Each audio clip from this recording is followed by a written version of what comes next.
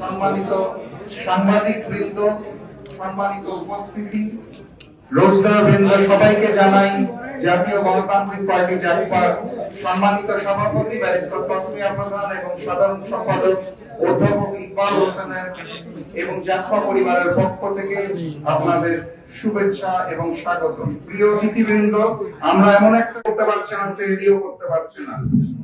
আমি আজকের এই ইফতার মাহফিলের মাধ্যমে এই যুদ্ধ যারা সূচনা করেছেন, আমেরিকার সাম্রাজ্যবাদ এবং ইসরায়েলের জায়নবাদের তীব্র নিন্দা এবং প্রতিবাদ জানাই।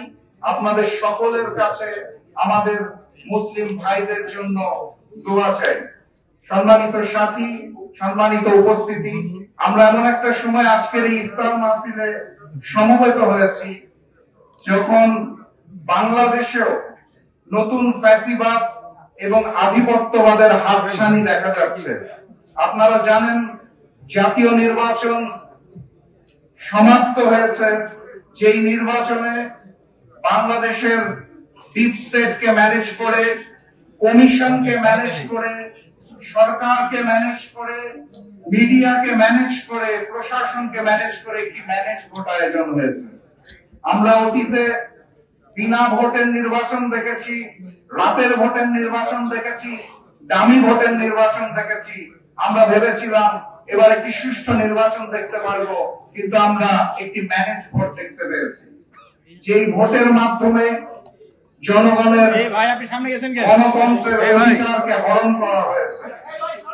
আমাদের সুযোগ ছিল বাংলাদেশ জামাত ইসলামী নেতৃত্বাধীন 11 দলের সেই সময় নির্বাচনকে বয়কট করা, কিন্তু নির্বাচন বয়কট করা মাত্রই একটি মহল সুযোগ পেত দেশে অস্থিরতা সৃষ্টি করার জন্য, আওয়ামী লীগকে পুনর্বাসন করার জন্য।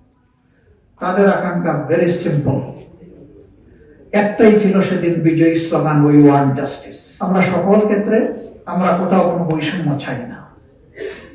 স্বজনপ্রীতি, দলপ্রীতি, গোষ্ঠীপ্রীতি, ব্যক্তিপ্রীতি, আত্মপ্রীতি, তোমরা যা চাও আমাদের চাওয়াও তাই, তোমরা যা অপছন্দ করো আমরা তাই অপছন্দ। আর যুবকরা যে সমাজে সিদ্ধান্ত নেয় এই সমাজ পরিবর্তন হতে বাধ্য হয়। এমনকি নবী করিম সাল্লাল্লাহু আলাইহি সাল্লামের আন্দোলন কিন্তু যুব সমাজের ঘাড়ে ভর করেই সফল হয়েছে। আজকে সেই মক্কা বিজয়ের দিবস, 1920 তারিখ মক্কা বিজয় হয়েছিল, আজকে 19 রমজান।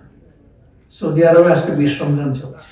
এই দিনটিতে অসত্যের মৃত্যু হয়েছিল এবং সত্যের জাল হক ওয়া যাহাকাল বাতিল ইন্নাল বাতিলা কানা যাহুকা। হুদাইবিয়া সন্ধির সময় আয়াত নাযিল হয়েছিল, ইন্না ফাতাহনা লাকা ফাতহান মুবিন। নিশ্চয়ই আল্লাহ আপনাকে সুস্পষ্ট বিজয় দান করেছেন। মুমিনরা বুঝতেই পারছিলেন না এই বিজয়টা কিভাবে। সন্ধিটা কার্যত দৃশ্যমান ছিল অপমানজনক মুসলমানদের জন্য। একতরফা ফেভারিজম ছিল মক্কাবাসী কুরাইশদের। এই সন্ধির পরে সাহাবীদের কেউ কেউ আবেগে, কষ্টে, যন্ত্রণায় মাটিতে পড়ে কেঁদে কেঁদে গড়াগড়িয়ে দিয়েছে। তারা বুঝতে পারেননি বিজয়ের সুসংবাদটা কিভাবে আসে, কিন্তু না, 2 বছর অপেক্ষা করতে হয়। ওই মক্কার সাথে আর সন্ধি চুক্তিরও দরকার হয়। গোটা মক্কা আবাদ হওয়ার মাধ্যমে জাজিরাতুল আরব আবাদ হয়ে গিয়েছে। ভালো মানুষের জন্য হবে, ভালো মানুষ গড়ার জন্য হবে।